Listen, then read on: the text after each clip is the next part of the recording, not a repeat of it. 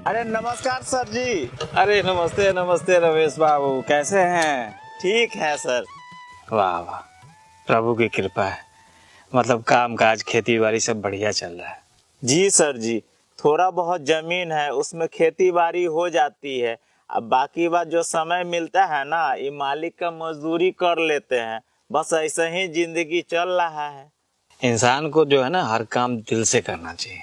जी लेकिन बच्चा सब के पढ़ाई पे ध्यान नहीं दे रहे हैं आजकल आप। जी, स्कूल तो जाता ही है और ट्यूशनों लगा के रखे हैं।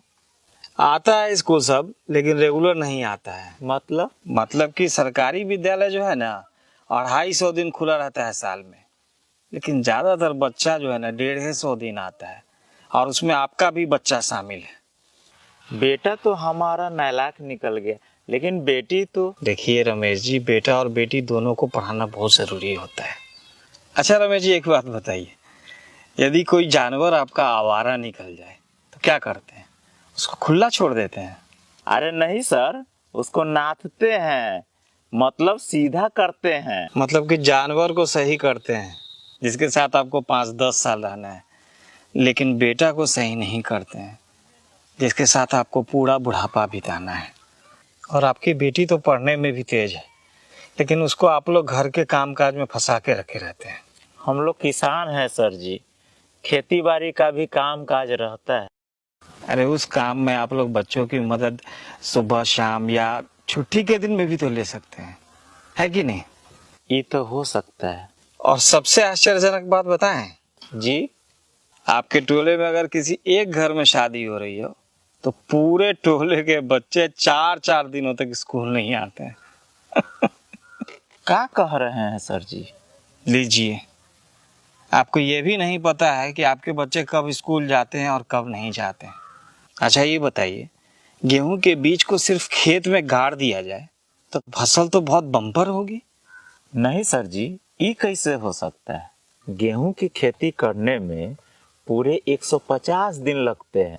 पहले बुआई करना होता है, फिर पटवन करना होता है, फिर खाद मारना होता है। पूरा सेवा करने के बाद फसल होती है। बच्चे भी पौधों की तरह ही होते हैं, सिर्फ स्कूल में एडमिशन करा देने से पढ़ाई नहीं कर लेते। आपको ये व्यवस्था करनी पड़ती है कि वो रेगुलर स्कूल जाएं, उनके पास किताबें हों, पोशाक हों, और वो घर पे भी सुबह शाम पढ़ाई करें, तब जाकर के उनकी पढ़ाई कंप्लीट होगी। नहीं तो आधे अधूरे तैयार फसलों की तरह उनकी पढ़ाई भी आधी अधूरी रह जाएगी। वो तो ठीक है सर जी, लेकिन हम सोचते हैं कि न रोज जाएगा तो कहियो कहियो चल जाएगा, जे ही कुछ सीख जाएगा। आप समझे नहीं रमेश जी। अच्छा ये बताइए कि यदि किसी बच्चे को पहले 1 से 20 तक का गिनती सिखाया जाए और फिर सीधा 80 से 90 का गिनती सिखाया जाए, या पहले 2-3 का पहाड़ा सिखा दिया जाए और फिर सीधा 17-18 का पहाड़ा सिखाया जाए, तब तो बच्चा गणित में पंडित हो जाएगा, है ना? ये कैसे होगा सर जी? जी, ठीक उसी तरह यदि बच्चे 2 दिन स्कूल आएंगे और 2 दिन नहीं आएंगे तो उनकी पढ़ाई पूरी तरह से नहीं हो पाएगी, क्योंकि वो आधा एक पाठ का पढ़ेंगे तो आधा दूसरे पाठ का पढ़ेंगे। इसीलिए तो हम ट्यूशनों लगा रखे हैं। अच्छा ये बताइए, 8 कट्ठा खेत को पटाने के लिए कितना देर पंपिंग सेट चलाना पड़ेगा? वही 3-4 घंटा। यदि 1 घंटा पंपिंग सेट चलाएं तब तक खेत एकदम पूरा पट जाएगा, फसल बम्पर हो जाएगा, है ना? क्या कह रहे हैं सर जी? फसलें नहीं होगा। जी, ठीक यही बात ट्यूशन पे भी लागू होती है। ट्यूशन सिर्फ 1 घंटे का होता है, जिसमें स्कूल में पढ़ी हुई बात का रिवीजन हो सकता है, लेकिन स्कूल जो होता है वो 7 घंटे का होता है। उसमें हर विषय की अलग अलग घंटी होती है, अलग अलग शिक्षक होते हैं, हर पाठ को बहुत ध्यान से धीरे धीरे करके पढ़ाया जाता है, तब जाकर के बच्चे को समझ में आता है। लेकिन उसके लिए बच्चे को स्कूल रेगुलर आना होता है। सॉरी, लगता है कि हम आपको भाषण दे दे करके बोर कर दिए, है ना? अरे नहीं सर जी, आपने तो मेरी आंखें खोल दी। जब हम लोग अपना पालतू पशु पौधों सबका इतना ख्याल रखते हैं तो अपने बच्चों का ख्याल क्यों नहीं रखेंगे?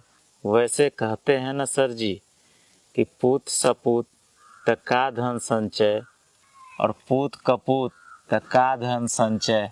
बहुत बहुत धन्यवाद सर जी। अब मेरा बच्चा रोज स्कूल जाएगा, ये वादा है खुद से। बहुत बहुत धन्यवाद जो आप मेरी बात को समझे। अच्छा, अब मैं चलता हूँ। जी प्रणाम। प्रणाम।